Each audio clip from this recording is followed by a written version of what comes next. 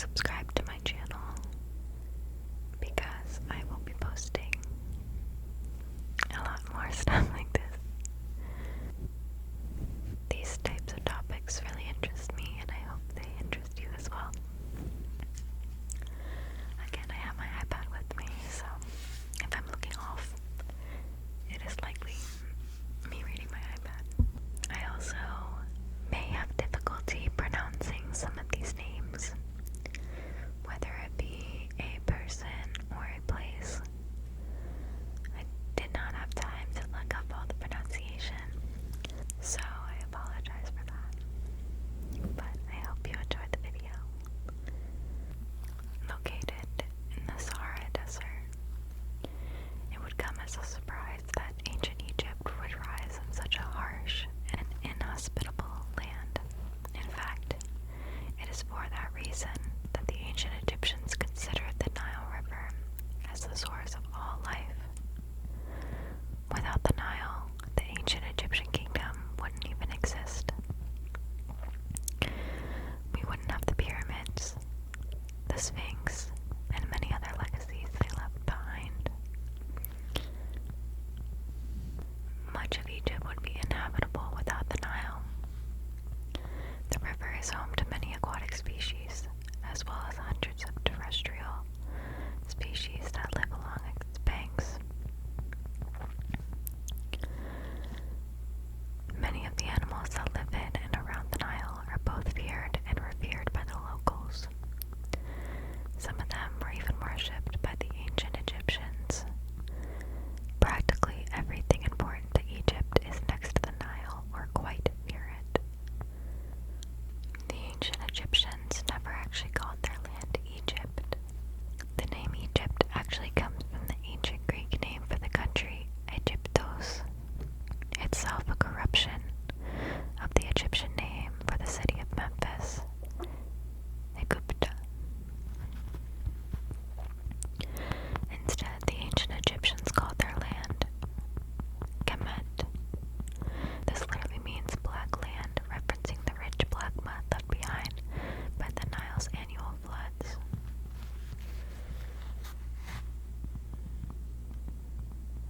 Ancient Egypt had two major political divisions. They called them Lower and Upper Egypt. Lower Egypt covers the Nile Delta, while Upper Egypt covers the Nile Valley up to the first set of rapids at Aswan. In fact, the first Pharaoh's claim to kingship came from his successful unification of the Upper and Lower Egypt. This became referenced in the Shent, or the double crown worn by all pharaohs.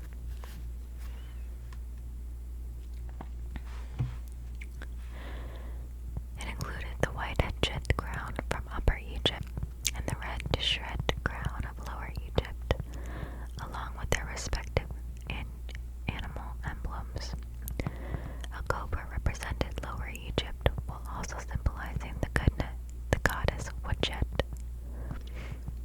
A vulture represented Upper Egypt, as well as the goddess Nekbet, who, along with Wadjet, became known as the Two Ladies.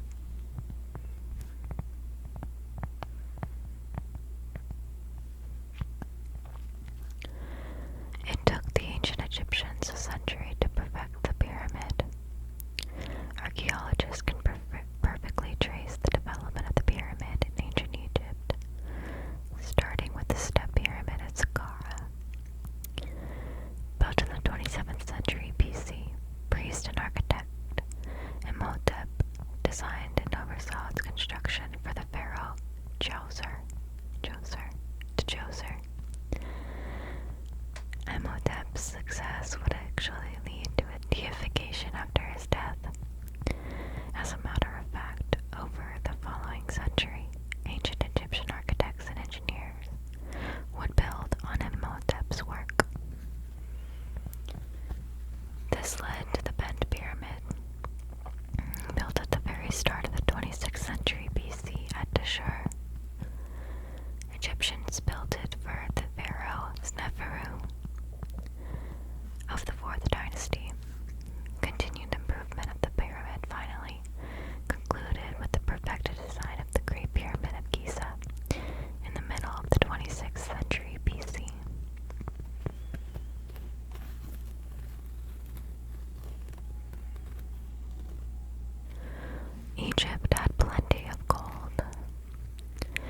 They found their first mines in the eastern desert, located between the Nile and the Red Sea.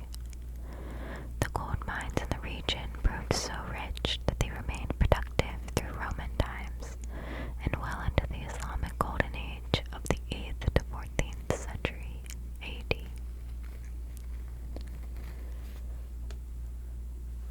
Later on, during the Middle and New Kingdoms, Egypt's expansion to the south led to the discovery of more gold mines in Nubia. Located in modern-day Sudan, the Nubian gold mines continue to produce material even to this day.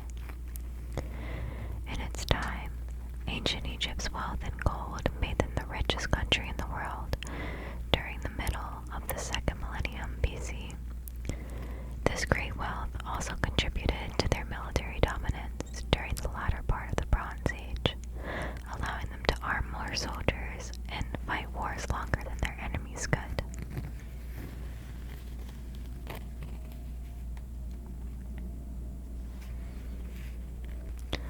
Two of the greatest pharaohs were Thutmose I and Thutmose III. First, we have Thutmose I, the third pharaoh of the 18th dynasty in the New Kingdom. Thutmose I conquered Nubia, bringing what would become modern Sudan into Egypt's growing empire. Later on, his grandson Thutmose III continued Egypt's expansion, only in the opposite direction. Thutmose III campaigned north into the Mediterranean coast of Asia and brought Palestine and Syria under Egyptian control. He also made policy changes, at least when it came to his Asian conquests. In Nubia, the pharaoh appointed a viceroy to govern in their name and rule the region as part of Egypt. In contrast, Thutmose III allowed local rulers in Syria and Palestine to keep their thrones so long as they paid tribute regularly to the pharaoh. Only one woman ever ruled as a pharaoh. Hatshepsut started out as Thutmose I's daughter and sister wife to his son and successor, Thutmose II. After her brother died to the plague, Hatshepsut first served as a regent for her stepson, the future Thutmose III, but eventually claimed her throne as pharaoh. Unlike her father, later on her stepson, Hatshepsut focused on domestic affairs instead of foreign conquests. During her reign, Egypt became the center of trade in the eastern Mediterranean, bringing great wealth to the country. She used that wealth to build new roads, temples, bridges, irrigation systems, and other pieces of infrastructure. This gave her the reputation as one of the greatest pharaohs in Egyptian history, and the first truly great woman in history as a whole.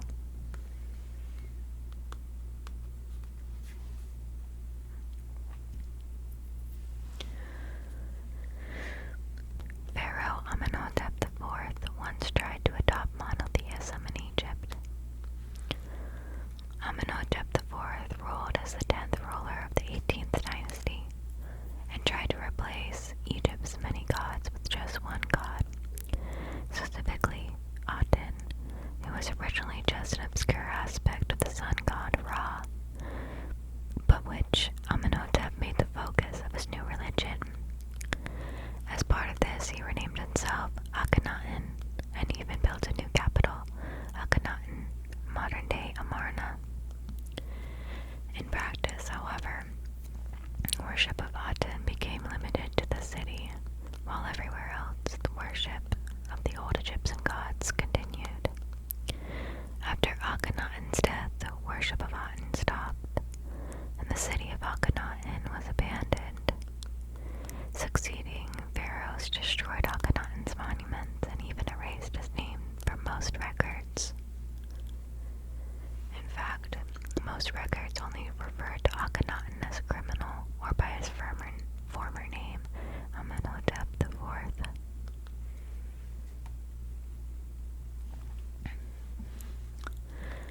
Tutankhamun succeeded Amenhotep IV as the pharaoh of Egypt.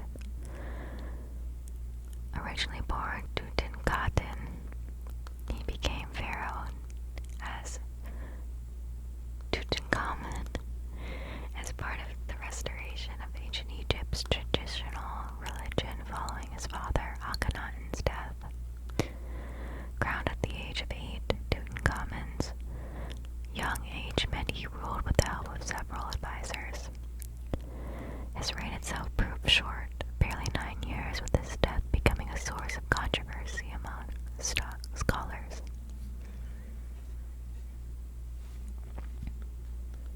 Most scholars once believed his regent Ai had murdered Tutankhamun to become pharaoh himself. Investigation of the pharaoh's body showed no evidence of murder. However, a theory that the pharaoh died from a chariot accident also proved inconclusive, with seeming injuries in his body instead of getting discovered as caused by tomb raiders. Today, archaeologists believe that the pharaoh died from malaria, with remnants of the parasite from his mummy serving as evidence. The tomb of Tutankhamun remains the most intact ancient Egyptian tomb ever discovered. When Howard Carter discovered the tomb in 1922, every other tomb in the Valley of the Tombs in Upper Egypt had already suffered from tomb robbers. They had stolen not just the treasures buried with the pharaohs and their queens, but even damaged their mummies. In some cases, the tomb robbers had even stolen the mummies. In fact, tomb robbers had also attacked Tutankhamun's tomb in the past, with Carter estimating that the treasures he found only accounted for 40% of what ancient Egyptians had buried with the pharaoh. Despite all that, the pharaoh's mummy managed to remain in his tomb, along with at least some of his treasures, like a model boat, several chariots, a dagger made from meteoric iron. The mummies of the pharaoh's 2 stillborn children also remained with their father in his tomb. Even today, archaeologists have found no other tomb as intact as Tutankhamun's.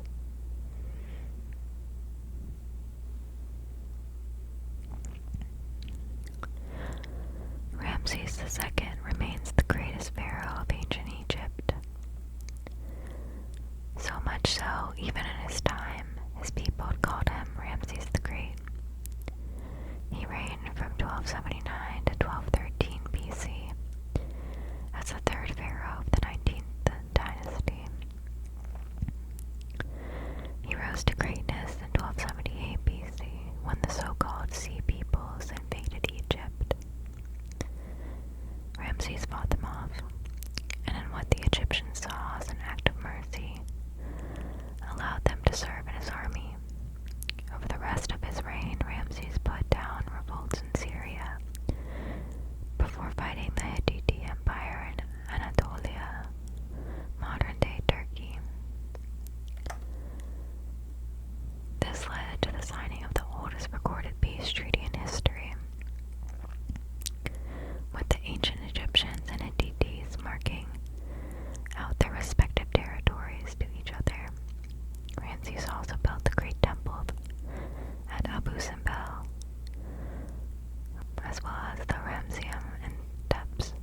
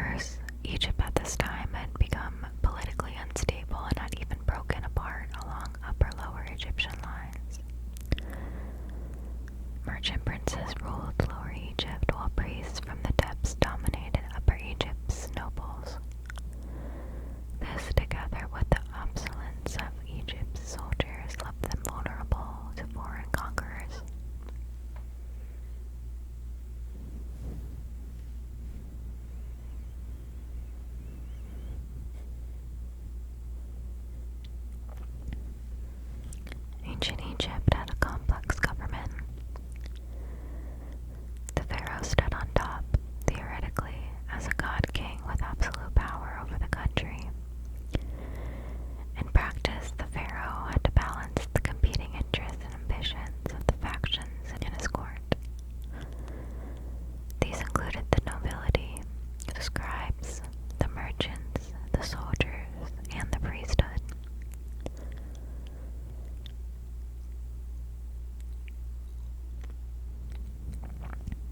Directly below the pharaoh stood the vizier, an ancient Egyptian equivalent of a modern prime minister. Provincial governors, called nomarchs, answered directly to the vizier, with each nomarch governing one of ancient Egypt's 42 provinces, or nomes. Out of the factions of the pharaoh's court, the priesthood proved especially powerful, with all levels of the government having to accommodate them to some degree. This came from the fact, as we mentioned earlier, temples doubled as granaries and treasuries. This in turn made the temples the backbone of ancient Egypt's economy, with the priesthood influencing the nation's food and wealth. They also had a hierarchical society. The pharaoh and the nobility stood on top of the Egyptian society, with the educated elite of doctors, engineers, scribes, and the priesthood immediately below them. Next came the skilled craftsmen and artisans who took raw materials and worked them into useful tools and goods for sale. Finally, the farmers made up the bottom level of ancient Egyptian society, with the majority of ancient Egyptians belonging to this class. And while slavery existed in ancient Egypt, scholars remained unclear about their actual position. Slaves in ancient Egypt could earn their keep on the side and eventually buy their freedom. Slaves enjoyed access to public doctors, and former slaves could eventually rise to become nobles themselves.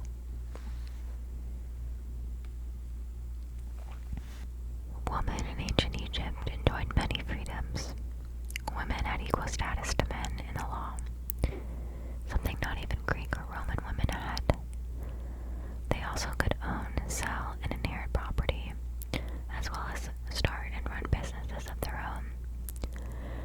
Ancient Egyptian women also had a say in their marriages, with marriage contracts treated as a way to secure their rights in the event of a divorce. And while only one woman ever became a pharaoh, many women became scribes and doctors, with the royal high priestesses wielding great influence in ancient Egypt.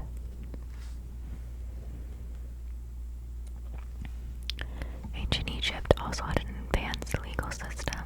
Legal records recovered from ancient Egypt showed that the ancient Egyptians valued the spirit of the law as much as its letter.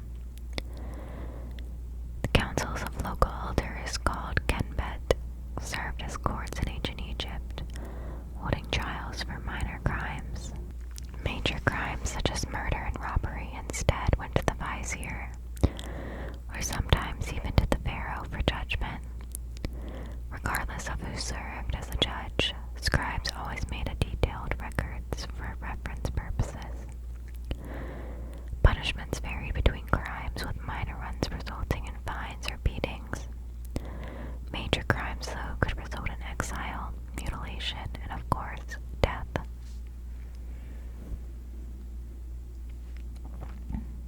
The ancient Egyptians had a solid agricultural economy. Wheat made up the biggest part of ancient Egypt's harvest, used to make breads of various kinds. Ancient Egyptian farmers also grew barley, which they used to make beer, which became a major commodity in ancient Egypt, so much so that workers commonly accepted beer as payment instead of grain. Beer also became placed in tombs as funerary offerings, while beer recipes were inscribed as part of tomb writings. Other crops grown in ancient Egypt include flax, used to make linen for clothes,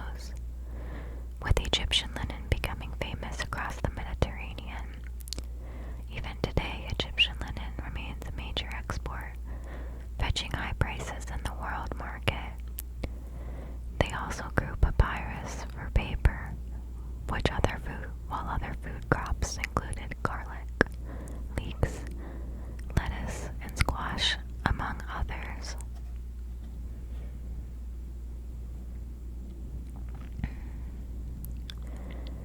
Egyptians traded far and wide across the ancient world. Grain became their primary export, with ancient Egypt selling food to neighboring countries. In turn, they imported various goods and raw materials such as pottery from Palestine and gemstones from India and Central Asia. Other imports included wood from Lebanon, a rare and expensive commodity in Egypt's desert climate. They also imported wine from Greece, as well as from Palestine and Syria. Ancient Egyptian merchants were also imported spices and gemstone from Punt in East Africa. Ancient Egyptian language remains a mystery to this day. Egyptologists have made great efforts and have even rediscovered the consonants used by the ancient Egyptians. They also managed to rediscover the sentence structure of the ancient Egyptian language and how words form and change with tenses. The biggest obstacle, though, involves the vowels of the ancient Egyptian language. Egyptologists know that the language had at most 9 vowels, with 3 short vowels and another 3 long vowels. This makes it impossible, at least at the present, to actually speak ancient Egyptian.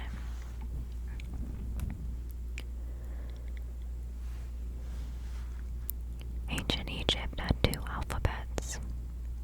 Hieroglyphs make up the most famous of them all, with each picture representing a single concept. Individual hieroglyphs group together to form words, with many different combinations forming single sentences. That said, hieroglyphs make for a difficult way to write, especially when it comes to making records. This led to the ancient Egyptians to develop the hieratic alphabet, a simplified alphabet meant for day-to-day use.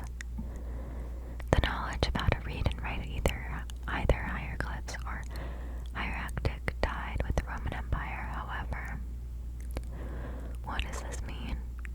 This means that the ancient Egyptian language became lost for centuries until the Rosetta Stone's discovery in 1799. It had an inscription in 3 different alphabets: hieroglyphic, hieratic, and Greek.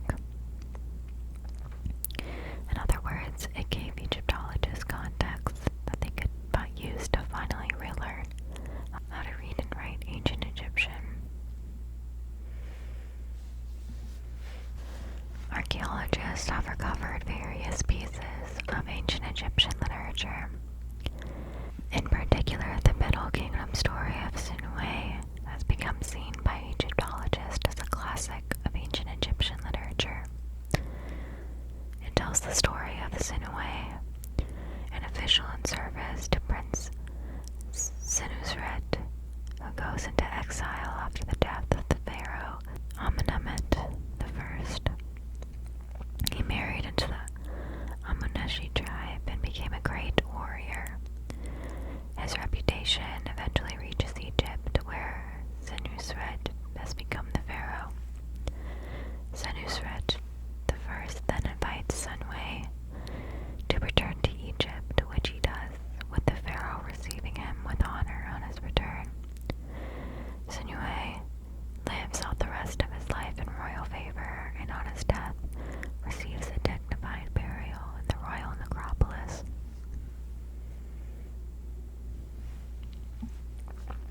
The ancient Egyptians greatly valued hygiene. They bathed regularly and used soap made from animal fat and chalk. Plus, they shaved all their body hair and used a variety of ointments that worked to prevent body odor, while also soothing their skin in Egypt's desert climate. The ancient Egyptians also made the first toothpaste in the world, made from dried iris flowers, mint, pepper, and rock salt. Since they didn't have toothbrushes,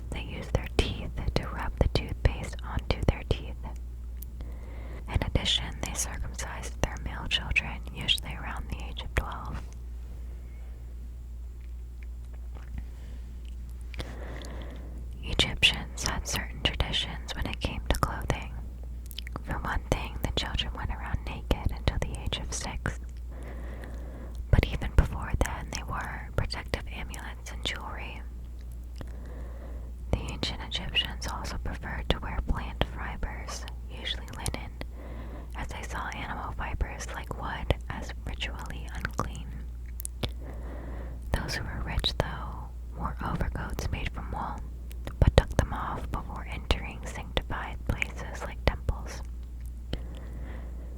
Ancient Egyptians in general preferred not to dye their clothes, instead keeping their natural color.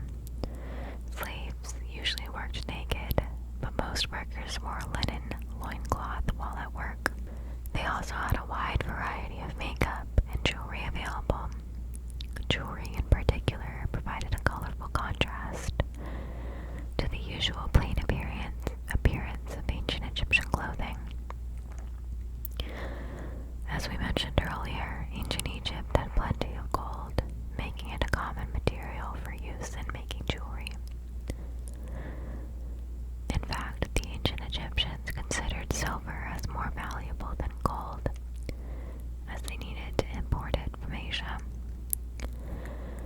Gemstones imported all the way from Afghanistan also became in high demand for use in making jewelry. The ancient Egyptians also used various ores and minerals for use as makeup. In particular, they used henna to paint their hands and nails, galena as eyeliner, malachite as eyeshadow, and ochre for lipsticks.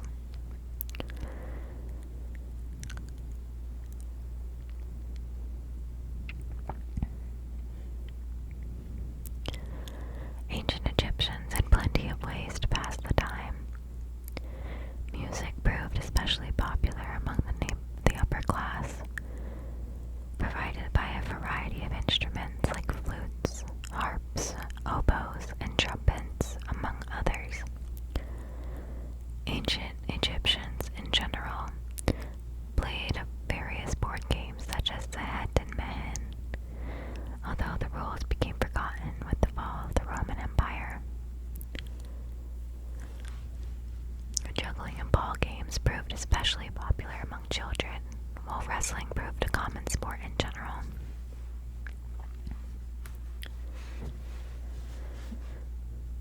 The ancient Egyptians had many gods. Out of all the Egyptian gods and goddesses, the sun god Ra was the most important of them all.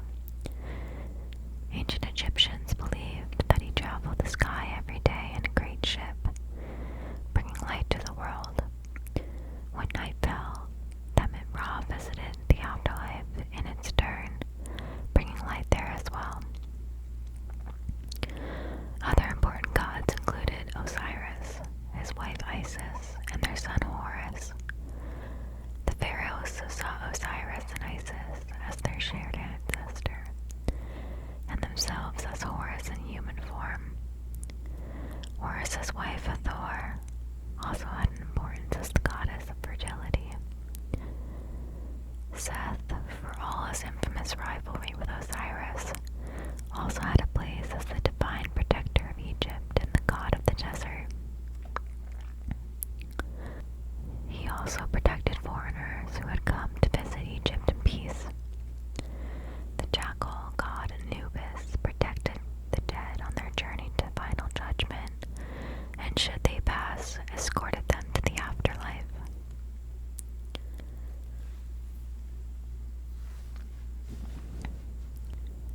Mummification had strong religious elements behind it.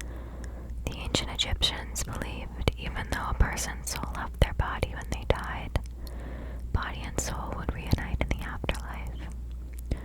This meant preserving the body from rot after death, as without the body the soul would never find peace in the afterlife. In fact, the ancient Egyptians made the destruction of the body after death the worst punishment they could inflict on their criminals. After they executed them, the ancient Egyptians would burn the criminals' bodies and have a herd of donkeys stamp over the ashes. This would scatter the ashes into the air where the wind would blow them away, ensuring that the criminal souls would never find peace, even in death.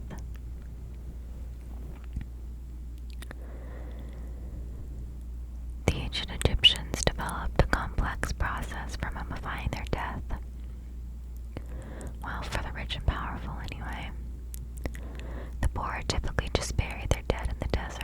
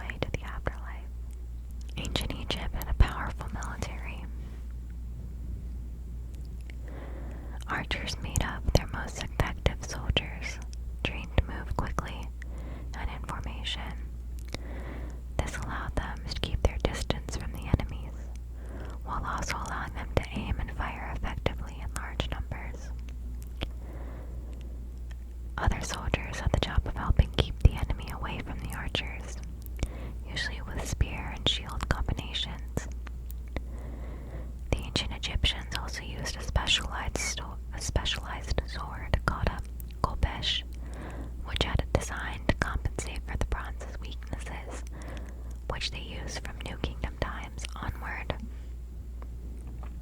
Egyptians also adopted chariots, usually used by nobles and officers to deliver the killing blow against an enemy army.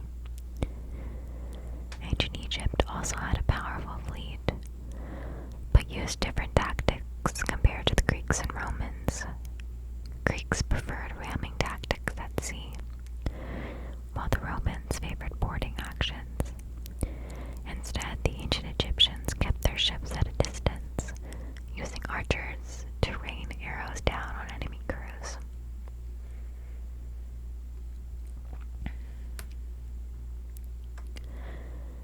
The ancient Egyptians had an advanced grasp on mathematics.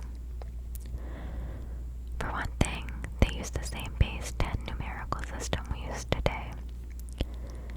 They also had a complex understanding of arithmetic, as well as decimals and rational equations. Ancient Egyptians even had their own form of algebra, able to solve quadratic equations.